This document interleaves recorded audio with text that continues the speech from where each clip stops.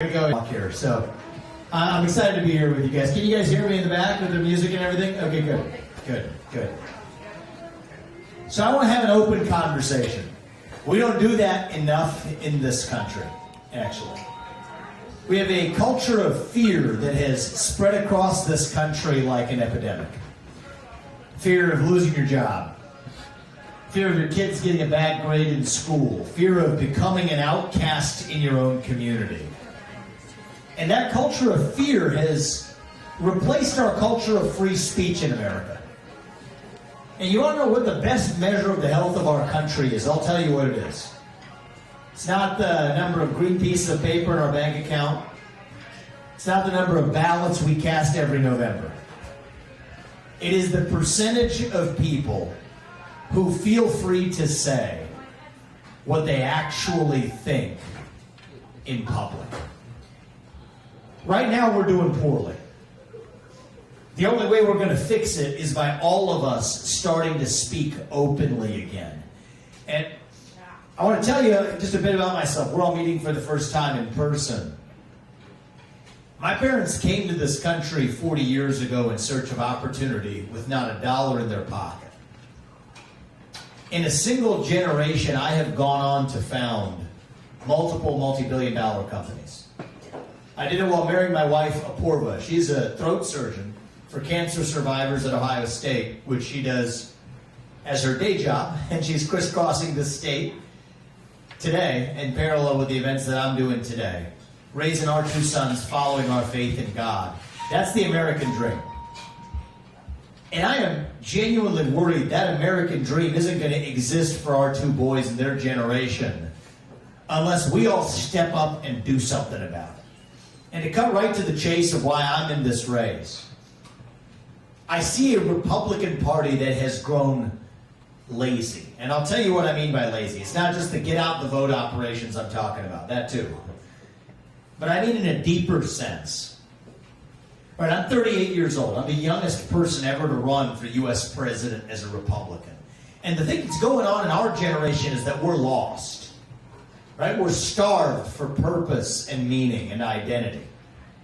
And the left, they're very good at filling that vacuum with their vision. It's not the right vision, but they'll offer a vision of race, gender, sexuality, climate.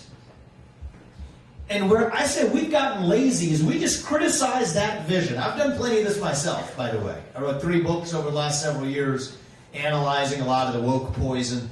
But we'll criticize that vision without offering an alternative vision of our own. What do we actually stand for? Individual, family, nation, God. That beats race, gender, sexuality, and climate if we have the courage to actually stand for something. We can't anymore. If we're going to win the war that's in this country, and I use that word intentionally, we're in the middle of a war for the identity of this country. If we're going to win this war, we can't just be running from something. We have to start running to something. To our vision of what it means to be an American today. What does it mean to be a citizen of this nation? I'm an America First conservative. I'm proud of that. But to put this country first, we have to rediscover what this country is. To me, what it means to be an American, it means we believe in those 1776 ideals. Ideals like merit and the pursuit of excellence. That you get ahead in this country not on the color of your skin, but on the content of your character and your contributions. That is why I've said that we will end group quota systems and affirmative action in every area of American life. It has been a cancer on our national soul, and we are done with it. It means we believe in the rule of law, and I say this as the kid of legal immigrants to this country. That means your first act of entering this country cannot break the law. That is why we will use our own military to secure our own southern border and our northern border too. That's what it means to stand for the rule of law in the United States of America. It means that we, the people, create a government that is accountable to us, not the other way around. That we, the people, are the ones who elect the people who actually run the government. Today, the people we elect to run the government, they're not the ones who actually even run the government. It's the shadow government and the deep state, those three-letter agencies, that's running the show today. So you know what? You know, drain the swamp. Here's how you do it. If I can't work for you all for more than 8 years, which I think is a good thing, then neither should those federal bureaucrats who are reporting into me either. 8-year term limits for the bureaucracy instead of civil service protections. That's how you drain the swamp. 75% reduction in the number of federal bureaucrats by the end of my first term. Don't start with last year's budget as the baseline and then try to massage it around the edges. Start with 0 as the baseline and ask what's actually necessary. That's how I ran my businesses. That's how many CEOs run their businesses. That's how we need to run the federal government of the United States. Rescind those unconstitutional regulations that Congress never passed so we can drill, frack, burn coal, embrace nuclear energy, and grow this economy again. It's going to take a CEO in the White House to get that job done. In order to do this, we need elections that we can trust, that we can believe in. That's what it means to be an American. Every citizen's voice and vote counts in our elections. That means single-day voting on Election Day as a national holiday with paper ballots, government-issued voter ID to match the voter file, and English as the sole language on a ballot. That's not controversial, that's common sense. These aren't black ideas or white ideas. These aren't even really Democrat ideas or Republican ideas, not really. These are American ideals that we fought a revolution to secure in this country 250 years ago. And I believe deep in my heart that those ideals still exist. I'm running for president to revive them. E pluribus unum, that's what it says on the back of each of our coins. From many, one. That's what we've lost in this country. We've been taught to celebrate our diversity and our differences so much that we forgot all of the ways we are really just the same as Americans, bound by that common set of ideals. And here's how we're going to get it back. It's going to be by what I said at the very beginning. It's going to be by all of us, not just me. All of us, starting to speak the truth in the open again. Say in public what you will say in private at the dinner table. Say it with a spine. Say it with conviction. Say it with respect. But part of respect is that you respect your neighbor enough to tell him what you actually think. That's what this campaign is about. Speaking the truth, not just when it's easy, but when it's hard. Speaking the truth, not just to the Democrats on the other side, but to our own party, right here in the Republican Party when necessary. That's what I'm doing on the debate stage. It doesn't always make me popular amongst the establishment in our party. The Republican establishment does not approve of much of my message. There's a reason why I'm the only candidate in this race who can dare to touch certain topics. Even in this state, the carbon dioxide capture pipeline that they're using to seize the land of innocent farmers, to build a climate change agenda cult movement, the climate change agenda that is a hoax because it has nothing to do with the climate. The fact that Ronna McDaniel needs to resign after 5 failed years of leadership in the Republican Party. The fact that our money is being spent in Ukraine so that some kleptocrat can buy a bigger house. There's a reason why I'm the only candidate in this race who's able to take on certain issues, that I will pardon every peaceful protester from January 6th. Why am I the only candidate who's able to say these things? Because it's the right thing to do. You want to know why? I'll tell you why. I'm a businessman.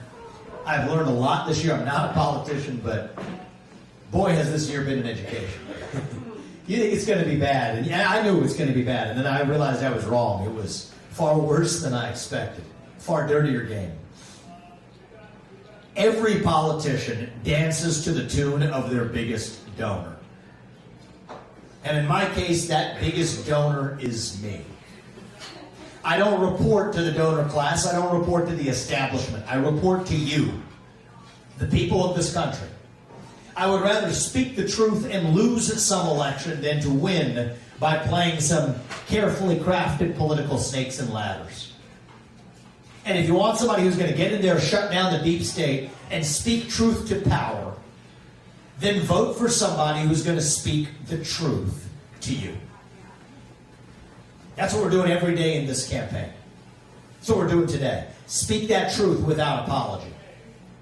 That God is real. That there are two genders. That fossil fuels are a requirement for human prosperity. That reverse racism is racism. That an open border is not a border. That parents determine the education of their children. That the nuclear family is still the greatest form of governance known to mankind. That capitalism lifts us up from poverty. Not crony capitalism, but actual capitalism. That there are 3 branches of government in the United States, not 4. And that the U.S. Constitution is the strongest and greatest guarantor of freedom in human history. That is the truth. We fight for the truth. We stand up for the truth. That is what won us the American Revolution. That is what reunited us after the Civil War. That is what won us 2 world wars and the Cold War. That is what still gives hope to the free world.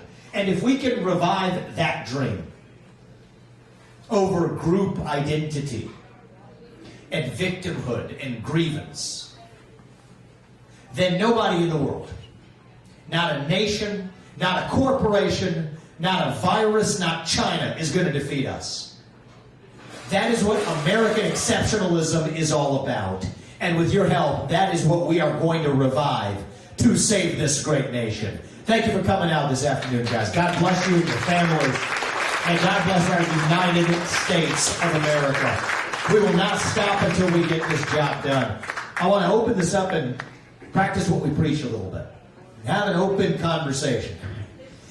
As I joked around earlier today, if I'm going to sit across the table from Xi Jinping, I'm going to sit across the table from you guys and take the hard questions. And so, sir, we'll come to you. Did I see you earlier today? You did. I noticed that hat. I remember it. I didn't know how to word this question in Lucas County, so I followed you here. So when Trump was the president, he had a lot of these great ideas that you're saying now, and what he did is surrounded himself by a bunch of wonderful people. Swamp creatures. And we probably would have all agreed at the time that they were good people to surround yourself with. Yep. And we see what happened. And there's a lot of things that Trump said he would do that he didn't because he was, I'm assuming he was persuaded that's not how it's done here. 23 years in the Army, I saw the last couple of years what the Obama administration did to the Army and how things were changed and how certain leadership was fleshed out and pushed out. And now we're seeing how that probably took place in the CIA and the FBI and whatnot. And my question is who are you going to surround yourself with? Yep. And how are you going to not make the same mistakes that Trump made? Because that's my biggest concern. I don't think Trump would make those mistakes again if he was elected. But how are you not going to make those mistakes? I think I look at it, I'm like 95% aligned that there's one crucial ingredient that matters here. And what's your name, sir, by the way?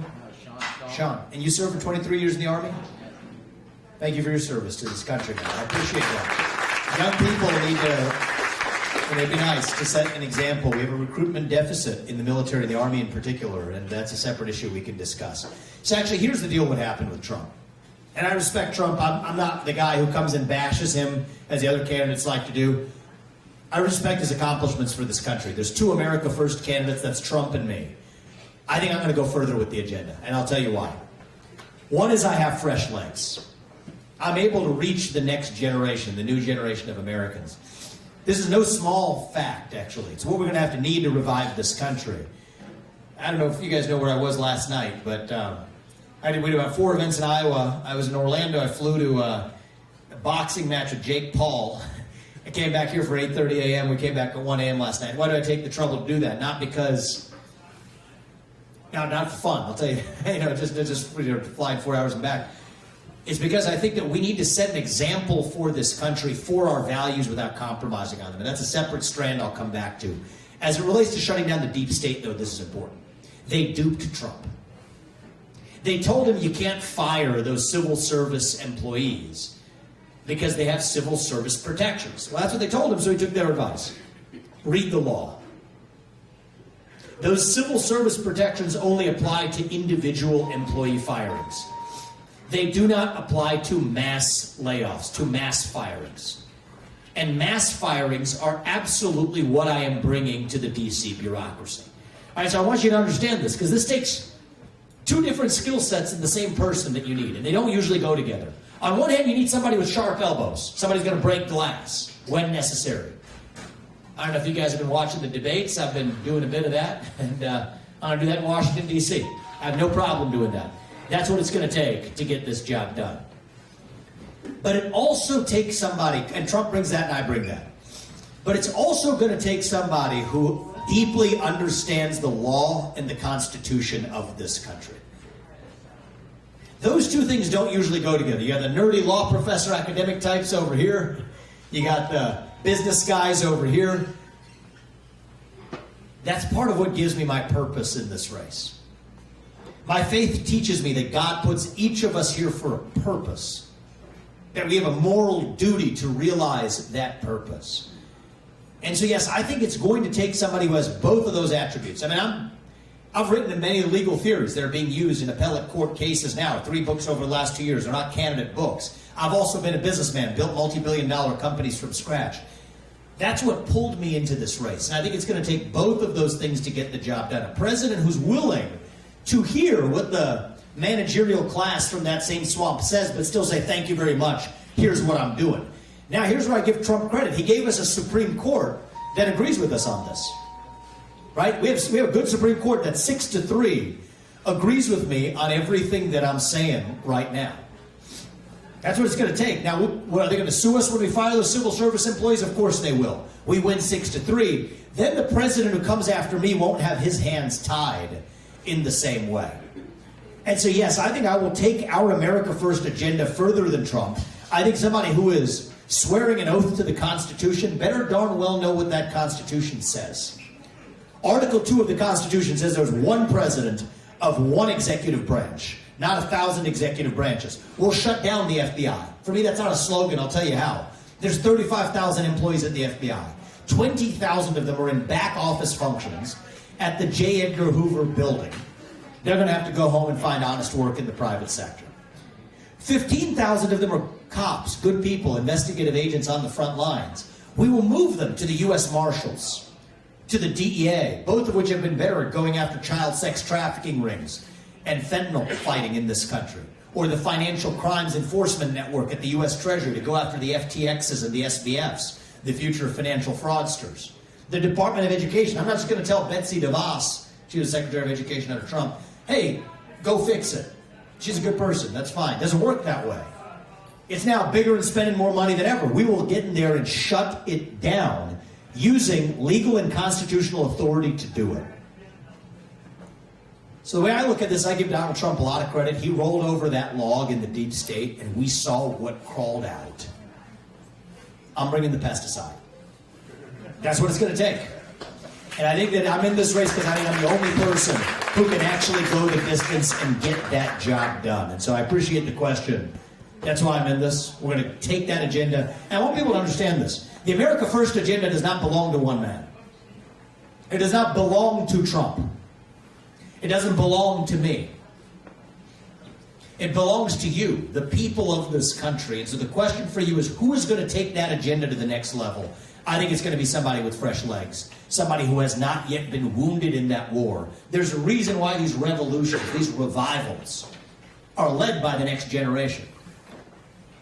Thomas Jefferson was 33 years old when he wrote the Declaration of Independence. He invented the swivel chair while he was at it too, actually. So he switched into the bar. He was an intellectual. He was a guy who could understand an idea even if he disagreed with it. I think we live in a 1776 moment right now. I think we need somebody who at least, those are big shoes, and I'm never going to claim to fill the shoes left by Thomas Jefferson, but somebody who aspires to. And I think that that's what this moment calls for. The usual partisan sloganeering, it's not going to get the job done. We have to answer, to put America first, we have to answer what America is. What does it mean to be an American? And I think I'm going to be able to do that in a way that nobody else in this race is, and that's why I'm in it. Thank you, man. I appreciate the question. Yes. We'll give you this microphone, and then we'll go back to this side. I'm just going to ask you to play the psychologist for a minute, because I'm trying to understand the rationale for people in D.C. who will send billions of our dollars to corrupt governments overseas while apparently doing nothing for serious problems in this country. It's mystifying to me. I don't understand it at all. Yeah. Well, there's two answers to that question. The simpler and easier to understand answer everybody will understand immediately, which is just raw corruption, actually. I mean, I'll give you one answer in Ukraine. You're not supposed to say this, but it's the truth. It is not an accident that the same country that paid Hunter Biden a $5 million bribe is the exact same country that Joe Biden's now sending $200 billion of our money to. That's not a coincidence. But it's not just him. I mean, you go back to Dick Cheney in the era of the Republican Party. You got other candidates running for U.S. president that have started military contracting firms after their time in the UN without disclosing who their clients are, making money off of war. That's one answer. I think there's something deeper going on, though. I think we live in a moment of national self-loathing, actually. It's like we're taught to wear a modern hair shirt, flog ourselves for our success. That self-hatred, it comes from, it's almost, I use that hair shirt, that self-flogging intentionally because it's a religious impulse. When you stop believing in God, when you have a hole the size of God in your heart and God does not fill it, something else will instead. Right? When you don't pledge allegiance to the American flag, you will quite literally pledge allegiance to a different flag instead. That's where the transgender flag comes from. In some ways, it's where the popularity of the Ukraine flag in this country comes from. I see people have more Ukraine flags in their front yards in some of my neighborhoods in Ohio than even the American flag. I think this comes from a deeper national self-loathing. And I think part of what we have to revive is our sense of pride and conviction in this country. And people who will say that maybe you can use our military to defend somebody else's border somewhere else. But if you use it to defend our own border, that's racist or xenophobic or bigoted. No. A nation without borders is not a nation. We're a nation that's proud. We're founded on that Declaration of Independence where Thomas Jefferson said, all men are created equal, endowed by their Creator, with certain inalienable rights, among these life, liberty, and the pursuit of happiness. That these are the founding ideals of the greatest nation known to man. That even though we're an imperfect nation, we're still founded on the pursuit of a more perfect union. The pursuit of liberty, equality, and justice for all. And I think that once we stop apologizing for who we are, then we can actually stand with fortitude again as a nation. It's the same reason why what you just described, right? Well, you know, America Last policy in a nutshell? Cut Social Security benefits here at home to ship off $200 billion more to Ukraine. Okay, that's America Last. Don't take care of our own veterans here, but ship military equipment to somebody else. Well, it's the same reason that we're also adopting this totally different issue, you might think, the climate cult. What's going on with the climate cult? Has nothing to do with the climate, actually. It has to do with flogging ourselves. It has to do with apologizing for our modern way of life. Stopping the burning of carbon in the United States, even as we shift those same carbon emissions to places like China. See, it's the same pattern, right? It's not just our military, give it to somebody else rather than our own. Same thing with respect to carbon emissions. You see the same pattern. These would seem like different issues, but they're not. They're symptoms of a deeper problem. We can't burn carbon here in the name of stopping global warming, but somehow if you shift those same carbon emissions to China in the name of stopping global warming, that works. Now, that doesn't make sense, right? And now I'm getting kind of, into a level of detail my campaign consultants tell me not to go into, but it's okay. You guys can handle it. It's Iowa. The very people who are most opposed to carbon emissions are also the ones who are most opposed to nuclear energy in the United States, the greatest form of carbon-free energy production known to mankind. That doesn't make any sense if you're operating according to principles of logic. But that's not what's going on here. I'll tell you, I'll get to the punchline on this. Here's the problem with nuclear energy. It's that it might be too good at solving the energy supply crisis, which means they would no longer have the excuse to achieve their actual agenda, which is global equity, holding back the United States so China's able to catch up. And so the short answer to your question is there's a lot of corruption that explains part of this, but there's something deeper than that. It is a cancer of self-loathing in the United States of America. And half the job of the next U.S. president is policy, and we can go into policy. But the more important half of the job is we got to revive our national character. Answer who we are. Stand up with pride as citizens of this nation again. And I think it's going to take a president coming from the outside. I'm guided by not by vengeance, but by gratitude to this country. I stand on principle, and I think we go further with our own America First agenda if we're doing it grounded in principle, guided by our actual sense of true purpose. And I think it's going to take a commander-in-chief who's willing to stand for that, to do the right thing, to use our military to secure our border, to actually declare independence from this climate cult, to actually declare independence from communist China, who we depend on for our modern way of life, from the shoes on our feet to the pharmaceuticals in our medicine cabinet, to the electronics in our pocket. That we depend on our enemy for our modern way of life. If that were a Chinese spy balloon, if that were a Russian spy balloon flying over half this country, we'd have shot it down in an instant and ratcheted up sanctions. We didn't do it for China. Why? Because we're scared. Why are we scared? Because we depend on our enemy for our modern way of life.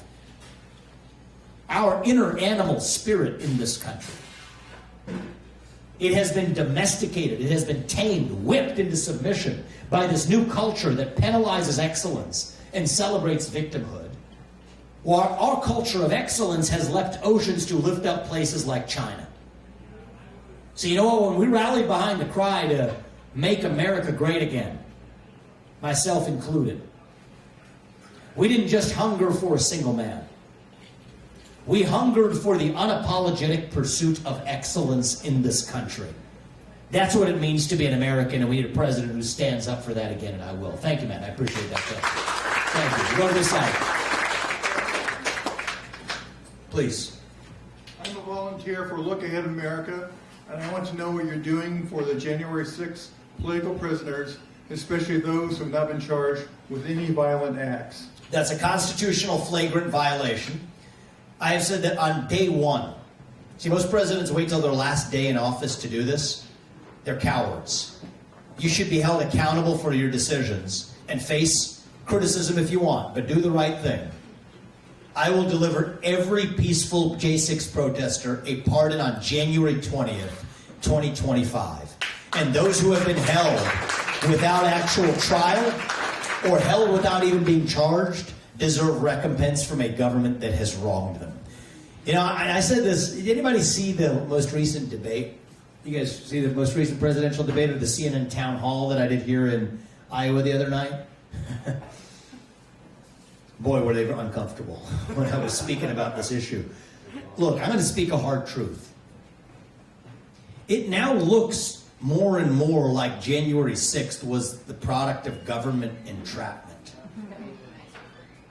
And you're not supposed to say this, but actually, I'll be frank with you. 3 years ago, it was almost 3 years ago that January 6th, 2021 happened.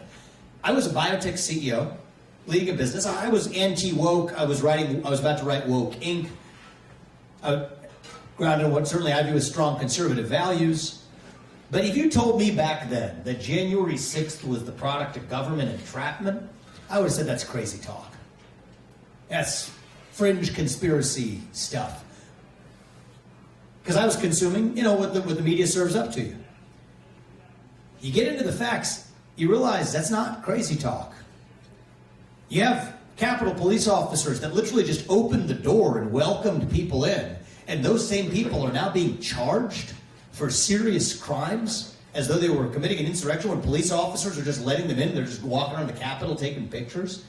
Now, what you have is a bunch of people, a lot of them were peaceful. You have rubber bullets that were fired into that audience. You have tear gas that went in. But the video footage that was initially released for 2 years nearly was just the response to that of people who then angrily responded to that. And then you didn't get the video footage of other people who showed up at the Capitol doorsteps and they just opened the door, effectively rolled out the red carpet. And then arrest those people, some of whom have committed suicide because of the government upcharging them. So this is, what I'm talking to you now, this is third rail stuff. The Republican Party establishment prefers me not talking about this. That's the hard truth. I'm the only candidate who is. As I said, I would rather speak the truth and lose an election than to win by playing some political snakes and ladders. But I think we deserve, it's not about me, it's about this country. We deserve a president who speaks the truth to the people again. The reason people don't trust the government anymore is the government doesn't trust the people. The same government that has lied about the origin of COVID-19, about the Hunter Biden laptop story on the eve of the last election, about the Trump-Russia collusion hoax that never was. And we can go all the way back, now lying to us about the facts on January 6th. We need a government that tells the people the truth again. Sometimes it's not pretty. That's what it's going to take. And so you have my word, that's what I'm doing as your next president. I'm the only person in this race who's pledged to do it. And as you guys have a decision to make in less than 30 days, or about 30 days from now, as I said, you got to pick who's actually going to take on the deep state, actually going to speak truth to power. Vote for the person who is going to speak the truth to you. Otherwise, you got no chance of doing the right thing. In January 20th, 2025, from Owen Schroyer to, we have a whole list of day one pardons. I will keep my oath, will keep my promise, and revive one standard of the rule of law for all Americans, regardless of their skin color and regardless of their political ideology. Thank you for the question, sir. I appreciate it. Thank you. Right there. I like your shirt, man. Hey, thanks. How's it going? Thank you. Hey, I recently listened to an episode of The Megyn Kelly Show where the hosts of the Ruthless podcast that you've been on a few times were her guests. They discussed a hypothetical scenario where Donald Trump wins the Republican nomination, but is subsequently convicted of one or more felonies before the presidential election in November. So the Democrats are rooting for and planning for. Right. They suggested that such an event could lead to a loss of support from independent and less loyal Trump supporters, potentially tipping the election in favor of Biden, according to the polls that they were talking about. I'm curious about your perspective on this. Do you believe such a scenario could occur? If so, what options might we have as voters and supporters? I mean, look, I think there's a million scenarios that could play out. You definitely have a system that has an allergic reaction to the existence of Donald Trump, and a system that is trying to do everything in their power to stop him. And that's why I've been the most vocal candidate in this race, making the hard legal arguments, even more than Trump himself has, for why what they're doing to Trump is wrong. Politicized, politically motivated persecutions using legal theories that have never been used. Yeah, you'd think if you're going to prosecute a former president, somebody in the middle of running for U.S. president, you might as well use a tried and true legal theory, not inventing legal hocus pocus. And that's what they've been doing. But I'm not, there's a million ways things are going to play out. I'm not, and neither do these people. Nobody knows, right? Political horse race analysts. I'll tell you this. This cannot be a 50.1 election. It just can't. I don't think, we're skating on thin ice as a country. If MSNBC is trotting out the winner 6 days after the Tuesday where we have the election, I think we're in dangerous territory. I don't want to see us get there. I think I'm the only candidate in this race who can bring the next generation along and deliver a landslide election in the general. By the way, I think that's the reason we're going to win the Iowa caucus. I think we're going to deliver a shock on January 15th. We're on track to win the Iowa caucus. And that's going to shatter the polling, actually. Many of our supporters, they're not polled. I don't know if you have been, but many of our supporters, hey, you're shaking your head, most of our supporters have not been polled. Many of them are non-traditional, America First conservatives, but not necessarily traditional Republican caucus goers, young people, liberty-minded libertarians, some independents come into our movement as well. So they're not polled. We're going to deliver a shock on January 15th. But that's the same reason we have a broader coalition that's going to win this general election in a landslide. 40% of our donors to this campaign, 150,000 some odd donors, are first-time ever donors to the GOP. Think about that. That number is 2% for a normal Republican. So if you make me your nominee, that's what I'm asking you to do. That's why I'm here. If you do your part, my accountability back to you is to deliver a Reagan 1980-style moral mandate. A landslide. And a landslide minus some shenanigans, let's be honest about that, is still a decisive victory. And I know that sounds about as ridiculous for me to say today as it did for Reagan in December of '79. But I believe we're on the cusp of an epidemic here of courage in this country and in our own party. I'll use this as a chance to say, I'm here to ask you for your help, guys, in this process. Our family's making an immense investment in this campaign because we don't want to be somebody else's circus monkey, a pawn on a chessboard, which is the way the donor class views politicians. And I know this because I've been invited to many of those donor summits when I was a businessman beforehand, understanding and seeing this on the other side. We don't want to be somebody's circus monkey. But even we cannot compete with the super PAC industrial complex, right? The TV ads that they're flooding you with. We've become a nation of sheep, of followers. Well, Iowa goes first because you guys aren't sheep. You guys can, I believe, tell the difference. I know you can.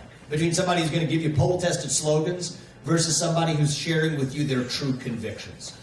And so I'm asking you guys, I mean, I'm glad you all came out today, but there's a lot of people in this community who aren't in this room today. You all know 100 people. Tell 100 people what we talked about today, what we're talking about right now. Bring them out. Take 15 to 30 minutes of your time on January 15th to come out to that Iowa caucus. Every one of your voices, your votes that day, it's like the equivalent of 1 million people voting in terms of the impact that it has on the actual election for who ends up being the next president. Think about that. So I'm asking you to do your part, my man. I wouldn't worry. There's a million scenarios for next year. Put that to one side. What's the thing you can do to prevent it? I'm standing right here. I'm in this race for a reason. So you guys do your part. I'm going to do mine to make sure that we're not going to end up the thin ice in this country that we're skating on cracking. It's not going to happen on my watch. We're going to revive this country. We got about 30 days to do it. If I win the Iowa caucus, I am your next president. I think we're on track to win the Iowa caucus. I just need you to spread the message in this community and each of you to come out and do the same. Thank you for that. I appreciate it. I have a couple more questions as well. Thank you. Thank you. Let me just ask a question we'll go to the young man here next. As he's bringing the microphone over, let me just ask, are people in this room interested by chance in hearing about my faith? Is that of interest to people? Good. Because sometimes I get the question afterwards when people ask me one-on-one when we're taking pictures, and I said, hey, maybe we should talk about this just openly as a group.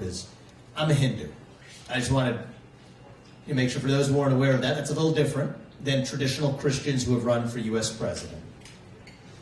But I can tell you with confidence, I went to St. Xavier High School in Cincinnati, Christian school I'm still very close with today, shaped my life for the better. I can tell you with confidence that we share the same value set in common. I'll tell you what my faith teaches me. My faith is what brings me to this journey, to be honest with you. My faith teaches me there's one true God. That He puts us here for a purpose. That we have a moral duty to realize that purpose. That God works through us in different ways. But that we're still equal because God resides in each of us. That's what my faith teaches me. Now, I had what you would call a very traditional upbringing, in today's terms, certainly. And my parents taught me, family is the foundation. Marriage is sacred. It's between a man and a woman. That divorce isn't some option you just pick off a menu and things go a little wrong. That adultery is wrong. That abstinence before marriage is the way to go. That the good things in life involve a sacrifice. It's not just about this life, it's about the eternal life, and that we're here for a purpose. Are those strange and foreign values? They look like it in this country, I will admit that. Go to the movie theater, look at what they're teaching your kids in school, go to your DEI training session at a mega corporation today. Yeah, they look like foreign values, but I don't think they're foreign to most of us. And so when I got to St. X High School at the age of 14, in 9th grade, we're in scriptures class and we read the 10 Commandments. What do they say? There's one true God. Don't take his name in vain. Observe the Sabbath. Honor your parents. Don't kill, don't lie, don't cheat, don't steal, don't commit adultery, don't covet. It didn't feel to me like I was reading those values for the first time. In fact, that's when it hit me. Those values don't belong to Hindus. They don't belong to one faith. They belong to God. But they are the values, the Judeo-Christian values this nation was founded on. And as we get a little further into that semester in St. X, get through the Old Testament, we get to the book of Isaiah. What does the book of Isaiah say? It tells the story of how God chose Cyrus, all the way in Persia, a Gentile, to lead the Jews back to the promised land. And that, too, is a core teaching of my faith.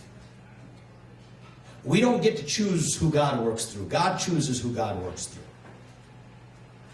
So, I think for the question of faith, I don't believe I'd be qualified to be your pastor. Probably not. Definitely not. And the role of the pastor is going to be a really important one in reviving this country. But the president has a role to play, too. And my job as president is to swear an oath to the Constitution and to keep it. And part of that Constitution is the First Amendment, which says everybody in this country has religious liberties that actually we're not really freely enjoying today. So those shared values, will I stand for those values as your next president? Absolutely right, I will. I view it as my job as the youngest person ever to run for U.S. president as a Republican. I view it as my responsibility to make faith and family and patriotism and hard work cool again in this country. I think young people are longing for it, yearning for purpose and direction and meaning. It's not that when I go to these college campuses, it's not that they're against us. It's that they're lost. And I think that's half the job of the next U.S. president. Reagan actually said this when he left office in January of 1989. The thing he was most proud of, he could have picked anything, right? Bring us to the near end of the Cold War, grow this economy, get us out of stagflation. The one thing he said was, the thing he was proud of in his farewell speech was reviving a national character that we lacked when I first took office in 1981. That's what he said. And when I leave office in January of 2033, after 2 terms, if you all put us there, I want to tell you a lot of things. I want to tell you we shut down the deep state, that we declared independence from communist China, that we grew this economy as a result, that we stayed out of World War III, that we used our military to finally seal our borders. A lot of things I'll tell you that we did. I'm confident we can tell you those things. But the thing I most want to tell you is that our 2 sons and their generation, that they're once again proud to be citizens of this nation. And I'm in this race, perhaps above all, because I think I'm the person who's going to be able to achieve that in a way that a prior generation of politicians hasn't quite been able to do. And so I consider that my duty, my obligation. My faith teaches me is my purpose in this race. And so I just thank you for giving me the opportunity to share that about you. My faith is what guides me in this journey, and it's important to me, and I think it should be important to you as well. So thank you. I'm going to go to the young man right here. Thank you. Thank you. So, who would you pick to be your running mate if you won the Republican primaries? Who would you pick as your running mate? That's cool, man. How old are you, if you don't mind me asking? I'm 16. 16. Too bad you're too young. I don't know. To vote. Or, but hey, one day. What's your name? Riley. Riley. Thank you, man. I'm proud of you coming out on Saturday afternoon, 16 years old, to have a civic discussion about our country. That gives me hope. So, if he was born in the United States, I'd probably pick Elon Musk. But it's going to be, the attribute, why I say that, is it's going to be somebody who's going to be a partner with me in taking not a chisel, but a chainsaw through the administrative state. And we're going to move fast, and we're going to move quickly. I mean, one of the things, just to that earlier question about going further with that drain the swamp agenda and putting our country first, we got to move quickly. And I need a partner who helps me do that. One of the things I've said is, if your social security number ends in an odd number and you work in the administrative state as a bureaucrat, one of the approaches we could take is say, odd number, you're out, even number, you're in. On day 2, the federal government will be half its size, and I guarantee you the sun will still rise in the east and set in the west. It will still be, everything that functions today will function the same way. And it's got to be that way, because otherwise they'll sue you for ages upon ages with political retaliation or civil rights lawsuits. But if it's a large, indiscriminate mass firing, the president's already allowed to do it. I've hired people and fired people. I know that if somebody works for you and you can't fire them, that means they don't work for you. It means you work for them. And so what I love what Elon did at Twitter, he got about 80% of them and the thing worked better. Right? That's the mentality that we need to bring in. The competence will be the number one attribute that I look for. We have a short list of about 6-7 people on that now. Competence. Unvarnished, unmitigated competence. Right now you have a vice president of the United States who's in charge of AI policy. That's Kamala Harris, who's in charge of AI policy. I don't think she could literally spell AI if she tried. Right? And so I don't think that's the level of competence I'm looking for. I'm looking for razor competence. And I think that's going to be what it takes. Likely somebody coming from a non-traditional background. A governor could be good, somebody who's executed, but it's not going to be somebody who grew up in the same festering swamp that we're going in to actually fix.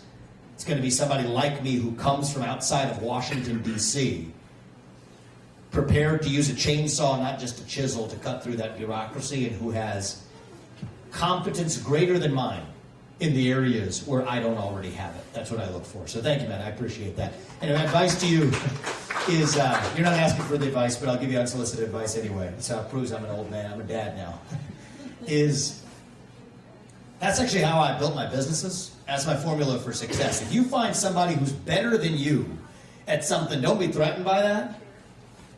Grab them and don't you let go. And you keep them around, and that's how you actually, I think, build great enterprise. I think it's how we're going to lead this country, is the areas in which I don't have the skills or the knowledge that I need. I'm not going to be threatened by the people who have it. To the contrary, they're the ones we're going to need to be able to, people who are better than me in their respective roles. That's who we're going to surround ourselves with, including in the role of vice president. Thank you, young man. I appreciate it. We'll take maybe one or two final questions. What do we have time for? We're good? 2 more questions? So Okay. not Nikki Haley, though? What's up? So not Nikki Haley?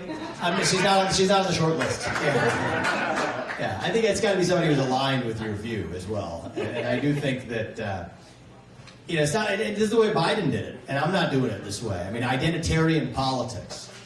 Identity politics is cancerous for this country. It says you're supposed to review each other based on the color of your skin or your gender or your sexual orientation. That we're riding the tectonic plates of group identity. And the funny thing is, sometimes we Republicans, we criticize the Democratic Party for this, and we should. But often the Republican Party bends the knee to identity politics, too. Too much. Right? Why if it's a black man who stepped out the Supreme Court, it has to be a black man who replaces a black woman who steps out, a woman steps out, has to be a woman. I don't care about any of that stuff. I mean, I've actually hired it so happens I've hired plenty of people of, black women, black men, women who are not black, women, just all the permutations, I've done it. But it's by hiring the best person for the job. And so one of the things that bothers me is in the Republican Party, I don't care if you're kicking sneakers or you're kicking heels, but don't sound like a woke Dylan Mulvaney commercial when you're watching your ads. Let's get back to merit in the United States of America. We'll go back to the gentleman behind you. Somebody had a question back there? Oh, we got it over here. Sorry, I was getting disoriented. I saw a bunch of questions that I turned over. Sir, I'll give you the, right here, and then we'll go to the final. You get the final word, sir. Is this your place? Do you work here? No. Oh, you don't? Okay, all right. You act like you own the place. I like that. Sorry, I thought you were the owner. Good to see you. We'll give you the final word anyway. Thank you. Okay, well, I'm one of the owners, but I want Oh, you are? Thanks for having us, man. I was just going to say, it's a great spot. I love this place, so thank you. And thank you. And sir, I wanted to thank you for how you're conducting your campaign. I mean, you're doing it in the spirit that our founding fathers envisioned. You're working on the truth. You're working on facts. You're not attacking other people for personalities. I respect that. Thank you. Thank you. I appreciate that. That means a lot to me, man. I thank you very much. And did you start this place? Yes. Or did you buy it? You started it yourself? Yes. See, that's the founding spirit of our country. This was the worst building in town. This was the crappiest building in town 2 years ago. We redid everything in here. The ceiling, It looks the walls, fabulous. the floors. Nice job. Everything. That's what we need in this country is buildings, right? And thank you for mentioning that founding spirit. I mean, that's the highest compliment I could take. I'm not sure I can accept it because they've set such a high bar. The best we're going to do is aspire to it. But what did they teach us? We're the pioneers. We're the explorers, the unafraid. I mentioned Thomas Jefferson when he was 33 and he wrote the Declaration of Independence and invented the swivel chair. The other signers of that declaration, think of who they were. You got people like Benjamin Franklin. He invented the Franklin stove, a remedy for the common cold, the bifocal spectacle. I mean, this is the founding spirit of this country.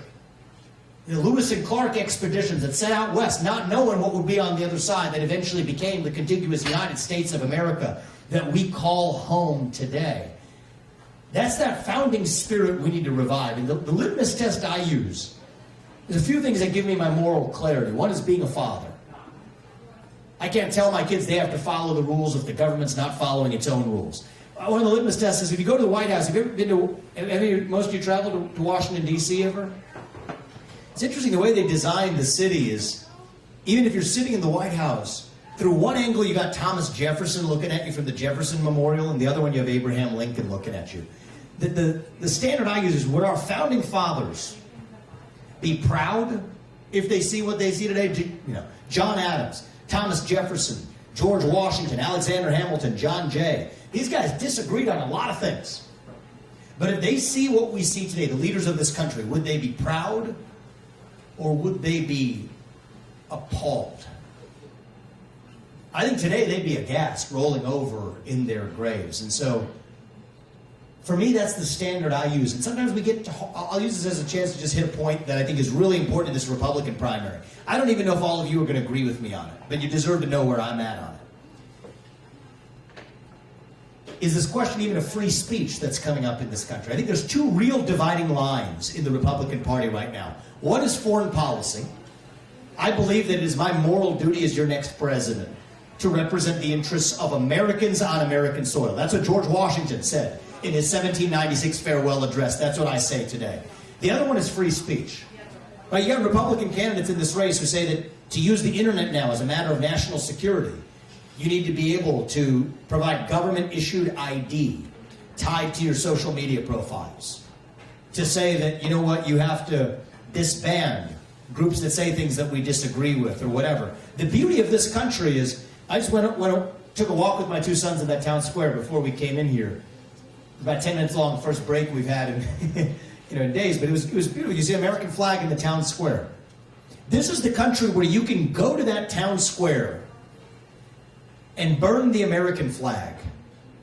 As heinous as that is, and I would condemn it, the beauty of our country that our founding fathers gave us is that this is the country where you still have the freedom to do it. That's really what the First Amendment is about.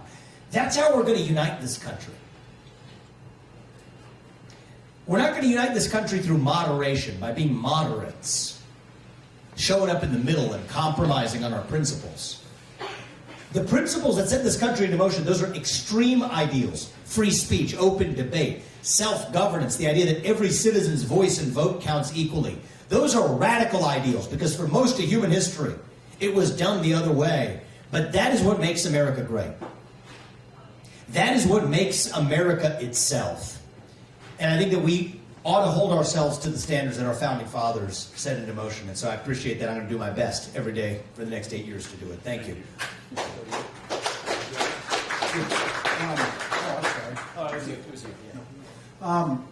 Vivek, I wanted to start off with a compliment. And I think what first drew me to you that is very absent in our society, it seems like today, is not only will you speak the truth, what you believe in, but you're willing to listen to somebody else express their view. It seems like we can't even talk to each other today. That if you make a point, people just yell at you and call you names and spit at you at restaurants and things like that. So I want to thank you for not only speaking the truth, but being willing to have the strength and the conviction to listen to other people and say, well, I hear you, but here's where I disagree with you, or something like that. Thank you. And also I want to, and I think my comments kind of go into, I think maybe I know what your thoughts are going to be, because I've seen this, but I mean, how do we get stuff done in our government now? It seems like all we do is sit in our ivory towers with one side over here and the other side over there, and nothing ever gets done. I'd like to just kick them all out. Yeah. So would I, in some ways. But I'll answer this question. So in the long run in Congress, we need term limits, okay? 3 terms in Congress, 2 terms in the Senate. You're never going to get there naturally because the very people you're trying to term limit out are the ones, 75% of them have to vote for it. That's never going to happen. So I'm a business guy. I believe in dealing with people with the incentives they already have. Work within those incentives. So, and I'm shocked no one's raised this before, but I've been a proponent of this. Grandfather in the people who are already there and say, okay, fine, you don't get term limited out, but if you vote for it, whoever replaces you next is subject to the same thing. So that's actually, term limits are wildly popular in this country, so it would be the perfect formula to get there. In the near term, though, how do we get things done? I have one piece of the very bad news that I shared earlier, that the regulatory state is really where the danger is in this country, that the people who we elect to run the government, they're not the ones running the government, it's the shadow government. There's a good news embedded in that. And that's that the US president can drive the change we need right now without asking Congress for permission or for forgiveness, actually. That is a unique opportunity. The people in that executive branch, they report to the chief executive. Article 2 of the Constitution says that is one chief executive of one executive branch. The constraints on U.S. energy, those don't come from Congress. Those come from the Department of Interior and the EPA. That reports to me. We're going to roll back those permitting constraints, roll back a lot of those unconstitutional regulations. That's how we unlock the energy sector. Do the same thing from the SEC to the FTC to the FDA. Right now, we live in a moment, to the FBI, to the dual standard of prosecution in this country. We live in a moment, we have a Supreme Court that agrees with me. So the optimistic side of this is, on one hand, if my kids are in high school before we get this right, we don't have a country left. But on the other hand, this is our moment to actually have a president who understands the Constitution, step up, swear an oath to it, and keep it. With the Supreme Court standing at the ready to codify it, we don't even need to wait on Congress for that. This is our moment to get this. I don't think I could tell you, sometimes people ask me, well, if you don't win this time, will you run in 2028? My view is I commit to run in 2028 for re-election after first term. But I don't think that, if it was just about me, that's fine. I mean, there's no part of my life plan to have lived a happy life to say that I had to have been the U.S. president. I just don't think we have that kind of time as a country. If the interest payments on our national debt become the largest line item in our federal budget, which is going to happen in about 5 years, we're in quicksand. We're done. But the good news is we live in a moment where We don't need Congress to actually fix that, to start with zero-based budgeting. For much of this, at least, it can be done by the U.S. president. That's what gives me my purpose. And I'm confident that if we get this right now, then we don't have to be this nation in that downward quicksand spiral that we are close to being today. Great question, sir. We'll go to the last one right here. Thank you. You briefly mentioned the Washington farewell address and how he spoke about not having endless allies and how that can be a bad way to go. I guess I'll just ask the hard question. Are you going to pull out of NATO like Trump mentioned, an organization that was designed to fight the Soviet Union, which fell 30 years ago? Yeah, it is something that we sometimes have to remind our colleagues in the national security establishment. The USSR doesn't exist anymore. Communist China is the real threat that we face right now. I've said sooner, we could have a use for PATO, Pacific American Treaty Organization, than we would for NATO. I think there's a deeper, lower-hanging fruit, which is the UN, actually. So the UN is fundamentally hostile to the sovereignty of the United States today. I don't think we should be using our taxpayer dollars to be subsidizing the WHO or the UN or any other multilateral institution that's hostile to our own sovereignty. People should read George Washington's farewell address, or John Quincy Adams, who famously gave a speech as, I believe this is when he was Secretary of State, we will not go in search of monsters to destroy. Right, the one war I will commit to waging as your next U.S. president isn't Afghanistan or Iraq 2.0.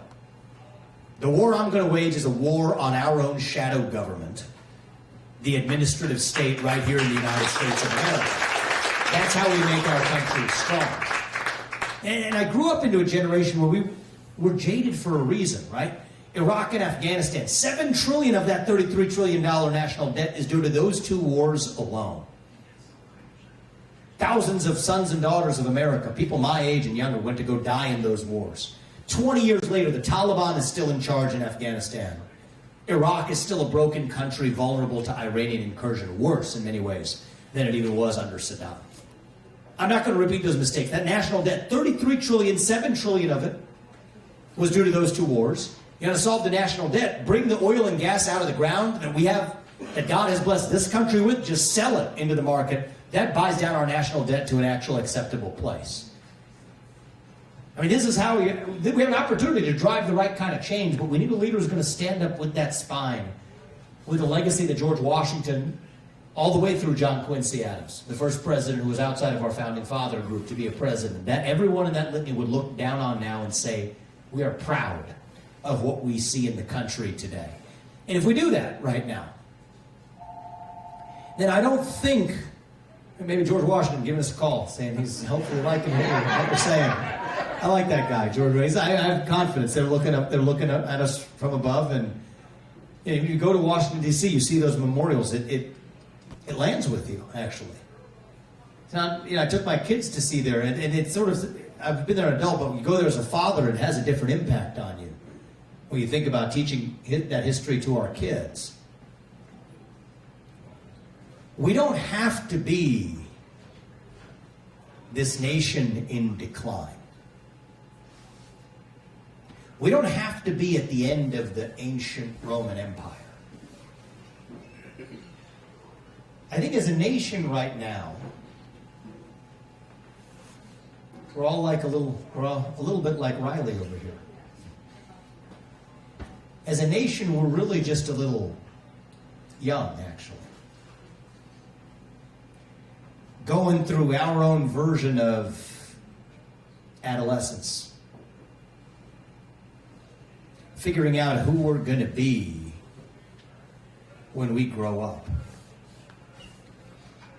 And when you view it that way, it makes sense again, actually. You go through your adolescence, you go through that identity crisis.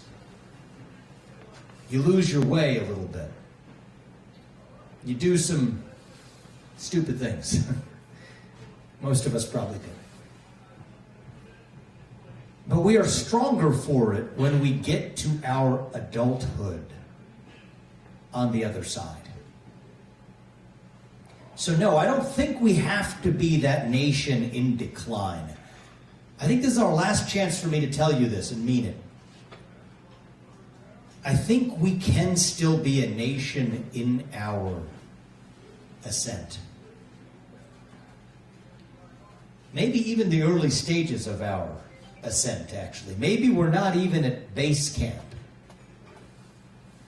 On our way still to that shining city on a hill. I'm not going to walk in here and tell you that it's morning in America. It's not. Looks like it does outside today, right now.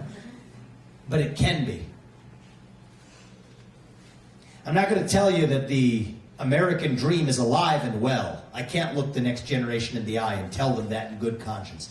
It is not. It is alive and hanging on for life support. But it can be. So if you all do your part, that's what I'm here to ask for. I said it before, I'll say it again. And our people are here. We'd love some of you to volunteer or be precinct captains for us. At least spread the word in this community. Tell them what we've talked about today. If you all do your part, I promise you that my family and I, we are going to do ours to make sure,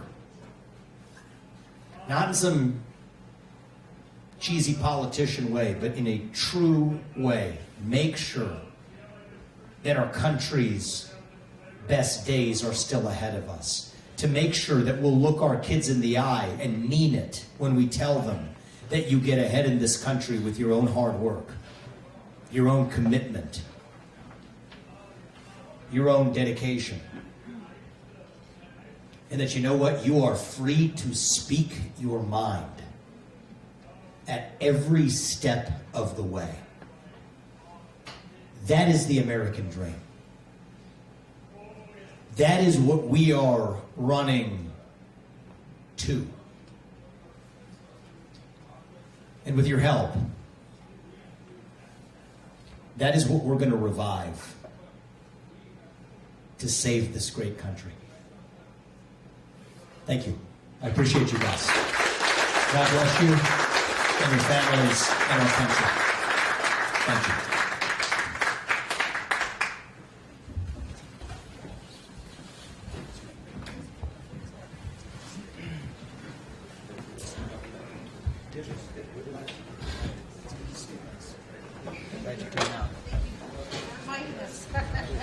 Thanks for bringing the young ones.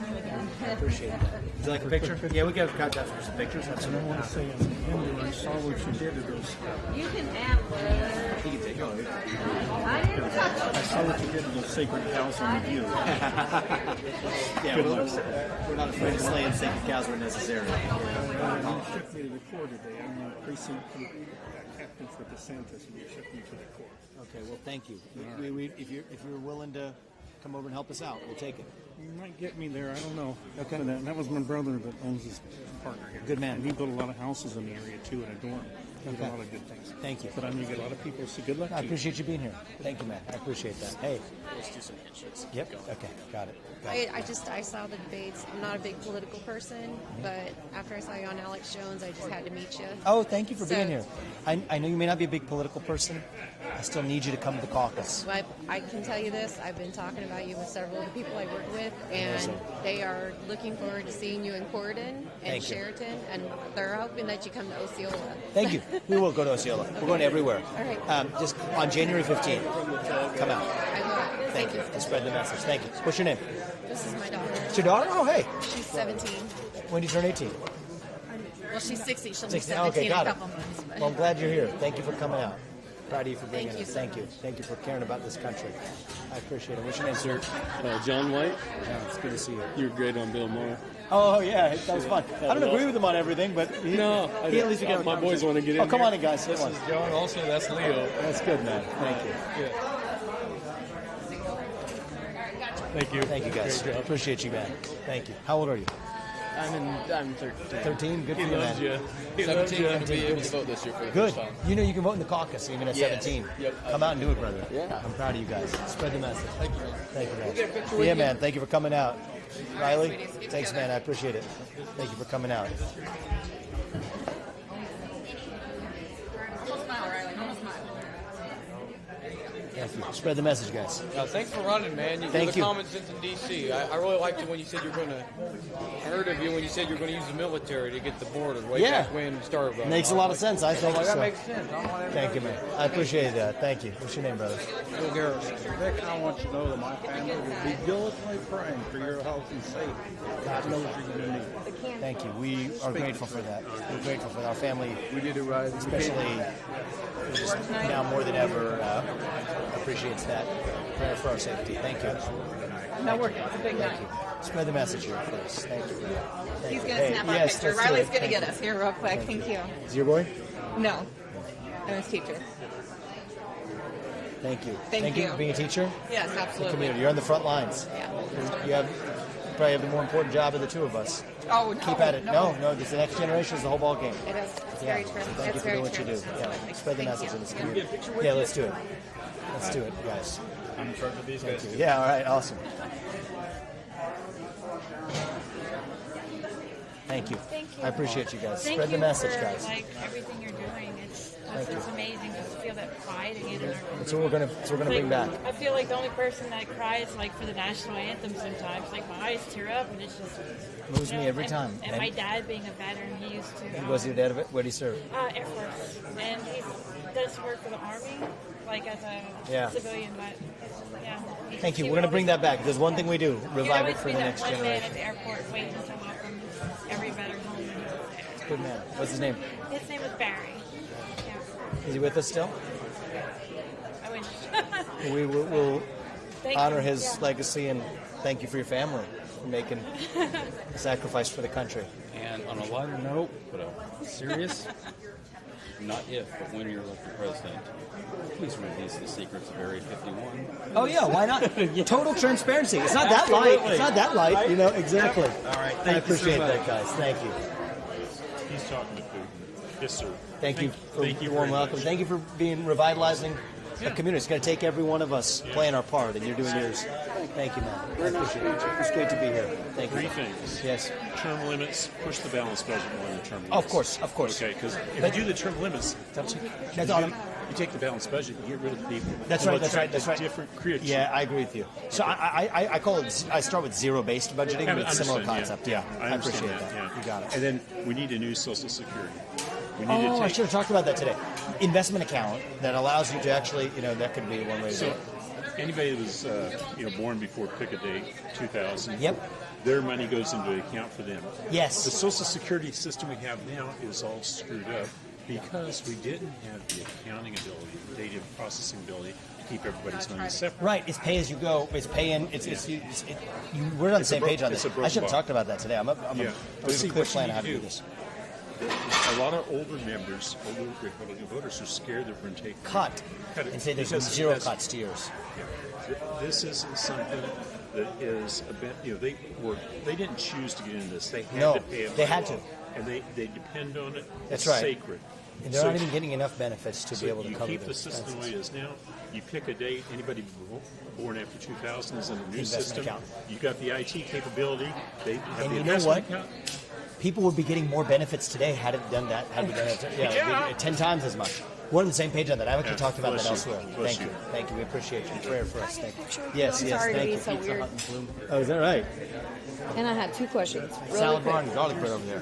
One question. I hope that, not even a question, actually, a statement. I hope you're helping the economy. Yes. I'm making $21 an hour. Feels like $6. Can't take I mean, care of the my prices people. have gone up, but wages Yeah, haven't. it's horrible. Wages haven't. That changes on my watch, and I know how to do that. I'm a business guy. And then the transgender thing, with the puberty blockers. Oh, we're banning that in kids under the age of 18. Yeah, there we go. This I was the guy first is the person to best say one. it. Ban it under the age of 18. This guy is the best one. Because you know what? I've met two women who cut off both their breasts and have their uterus out. They're in their 20s. They did it as teenagers. They regret it. Yeah, sad. They regret it. We're not gonna stand She for was that in this too country. nervous to take a picture. But What's your name? My name is Sonia Strickland. Sonia, thank you guys for being And you here. hired a tattoo guy to be your bodyguard. Yeah, That's the best yeah, thing. we We're like, on. yeah, exactly. Why not, right? Yeah, oh, absolutely. So spread the message in this Oh, community. absolutely. Okay, thank you guys. Thank you for taking care of us, guys. Thank you. We appreciate you guys. Thank you very much. Oh man, yeah, let's do it. I love this. Keep fighting. Thank you, man. We will. We will not stop till we're done. Sorry, we're going to get on each side of it. Oh, there you go. Oh, video. Video could be good. Photo. There we go. All right. Thank you, man. I appreciate it. Thank you for being here, brother. Hey. Great question, too. We're not going to stop till we get it done. St. Xavier beat my high school a couple years ago by 41 points in an Ohio State Championship record. That's going to be your landslide. Dude. Oh, there. I love that. I love that. Let's bring that same spirit. I appreciate that, brother. Thank you. Let's get a picture, guys. Absolutely.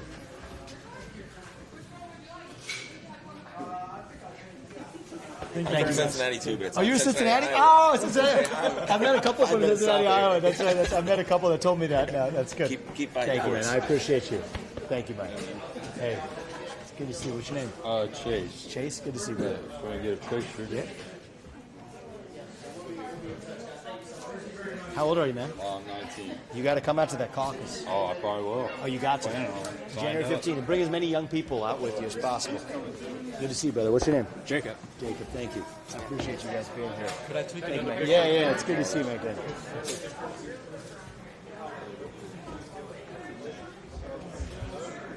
All right, here we go. Great. Thank you guys for coming out. I appreciate it.